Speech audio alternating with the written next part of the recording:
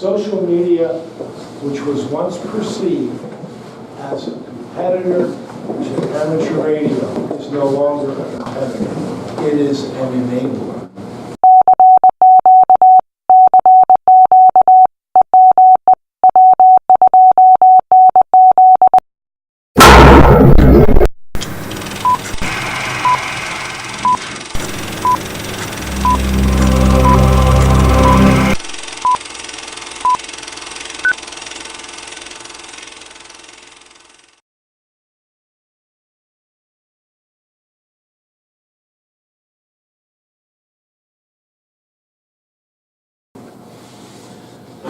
Okay, here's the big nut to crack. This is what we're working on the hardest. These three major challenges. The challenges are demographic, they are organizational, and they are both in the context of a secular shift in amateur radio that we felt coming for a while, and we're now beginning to see in any number of ways, and I'll point some of them out to you in a minute. The demographics, none of us can control it. The organizational, that's my problem to deal with, and I will. The secular shift, we can observe and we can maneuver around, but we can't control that very well either. So it puts some constraints on us. Look, every one of you is getting better looking every year, right? I am, you are. But we're not getting any younger. And that's the problem. We're aging. The demographics of this community today much older than the demographics of this community 20 years ago. We have not been able to attract younger people into our community, and we must do that. Less than 15% of our current members are under age 45. That's an extraordinary statistic, one that really surprised me. But what troubles me greatly is the statistics around new licensing. Every year, there are 30 to 32,000 new amateur radio licenses issued.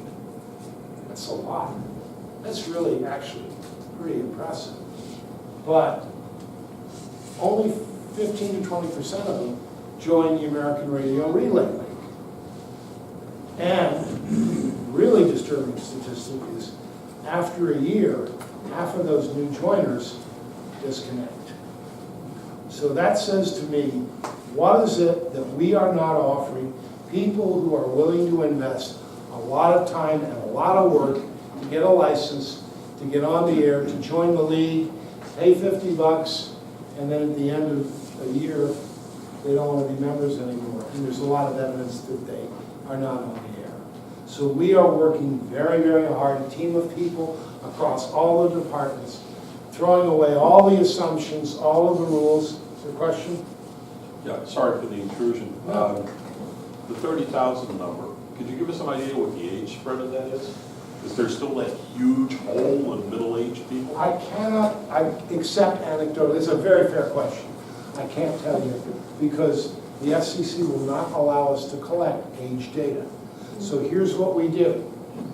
We rely on observation by VECs, and if they think of it, they say, well, it looked like most of them teenagers or 20s, or we have a large group of what I call early retirees. Very important group. Come back to that in a second. But, so that's a great, I wish I could tell you more.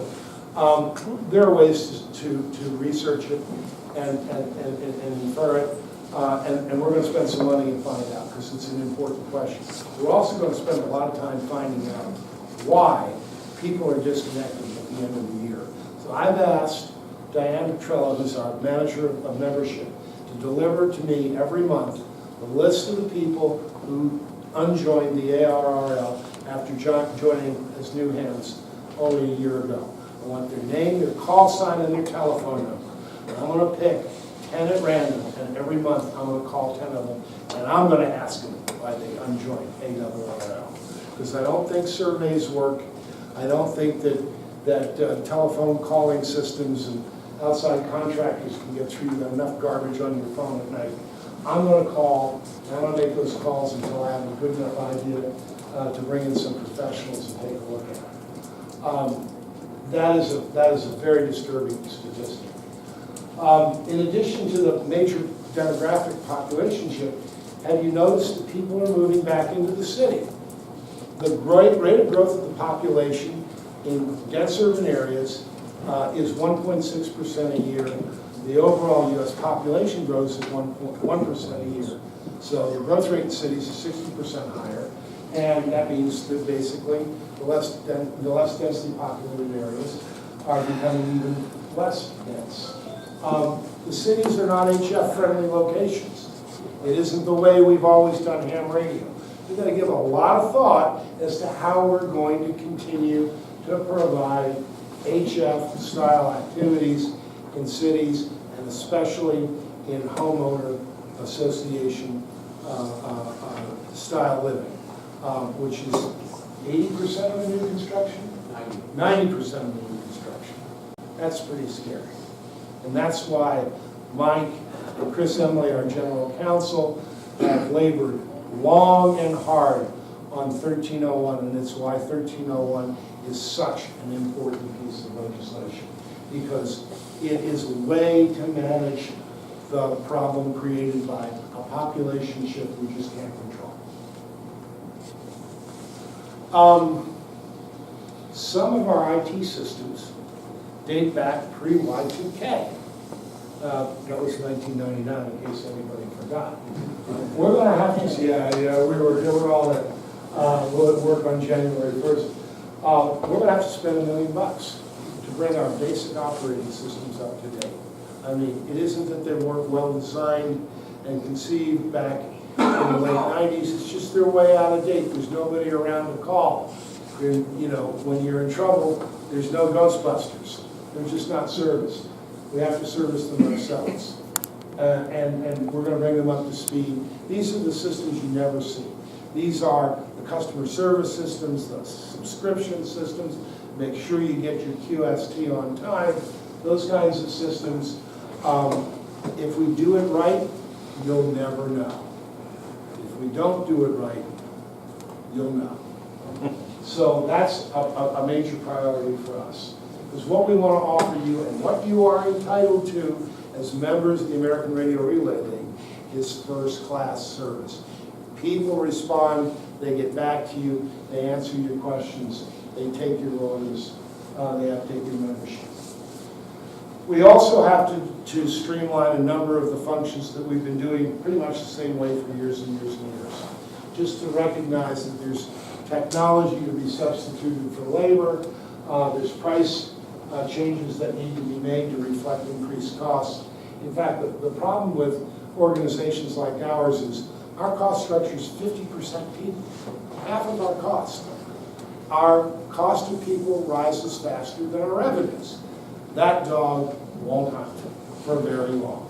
We'll be invading the investments if we don't do something about it.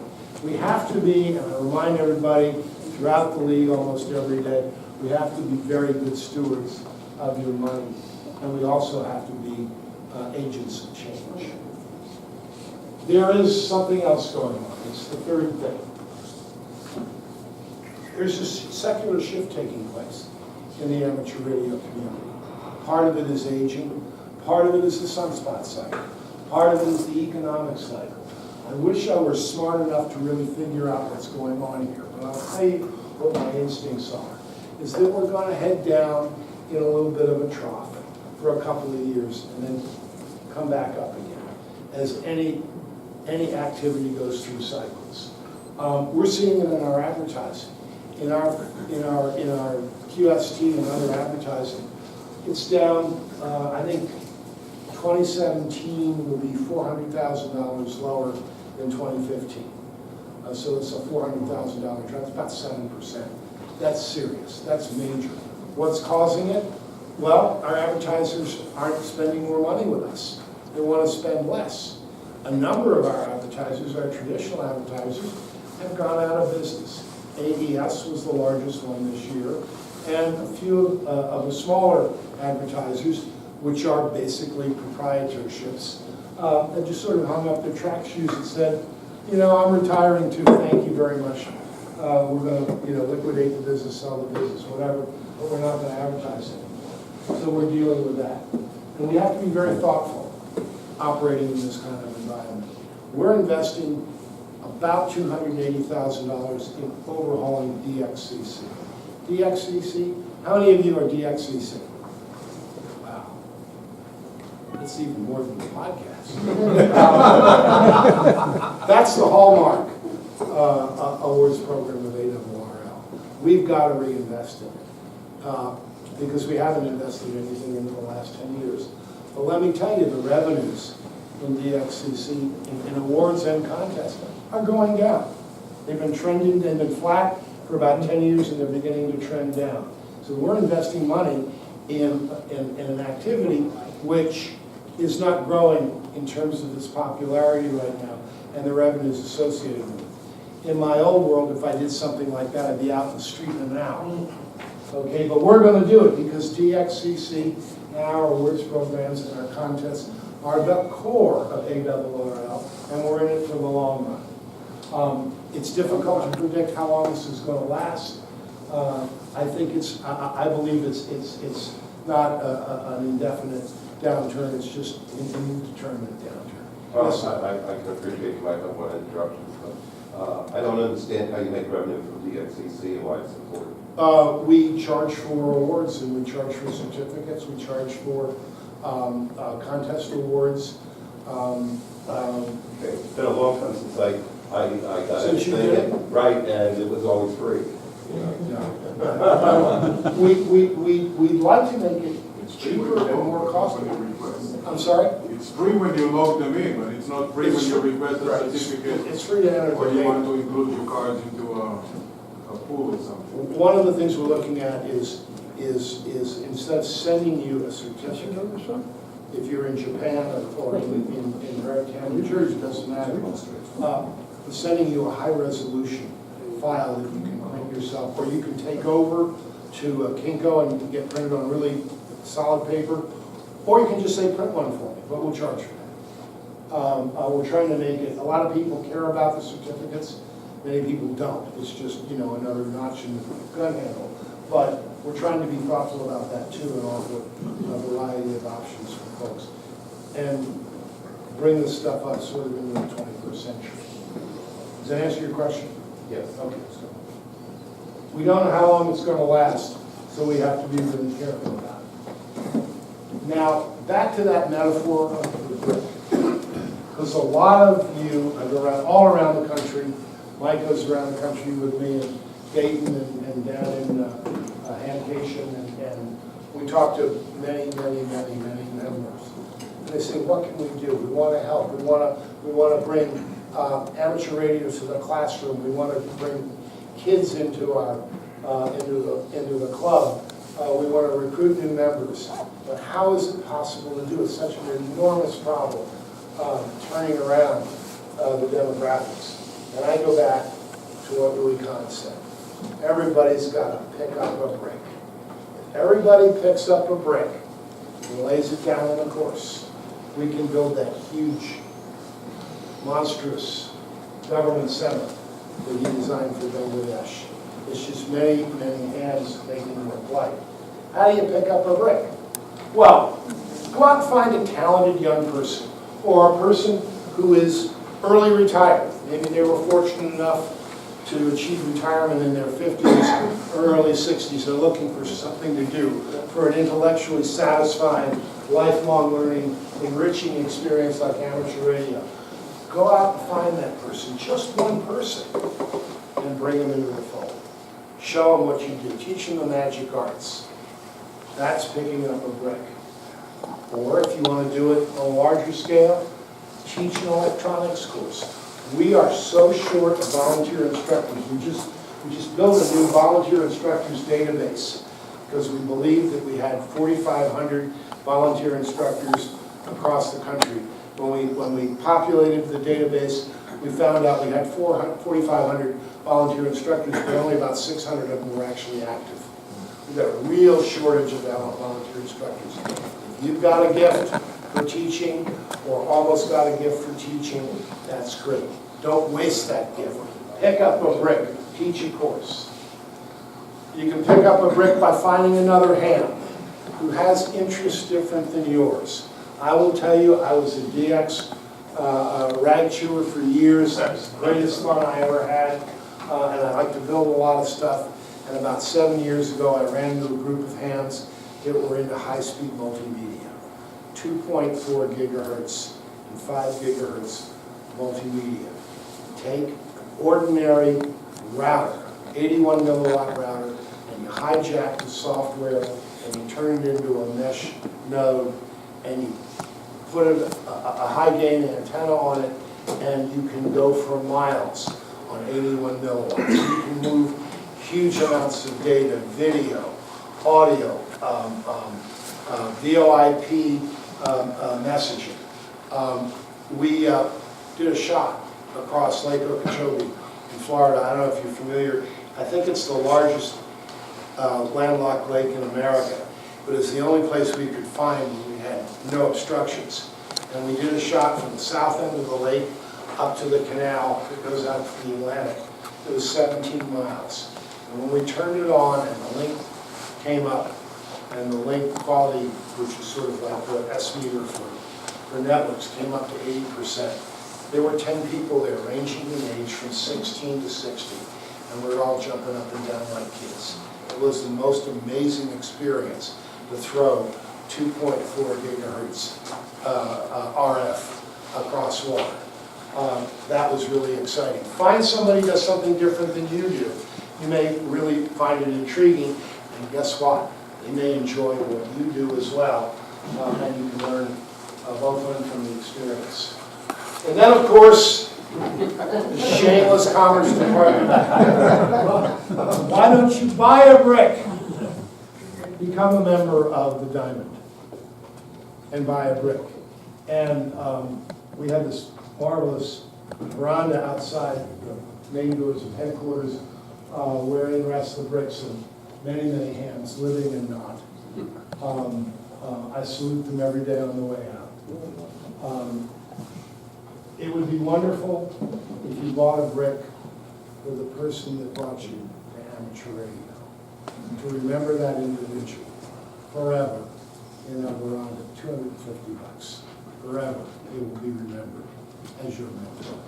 That would be a really generous gesture. Don't forget the legislative issues advocacy fund. Oh, and then, of course, I'm sorry, but we'll have to be special. Those will be gold bricks. A bunch of gold bricks.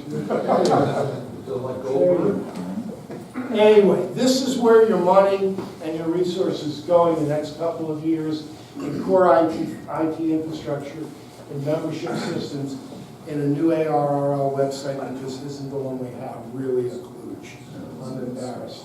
Logbook of the world, new contests, new get on the air events, educational curriculum programs for kids in schools.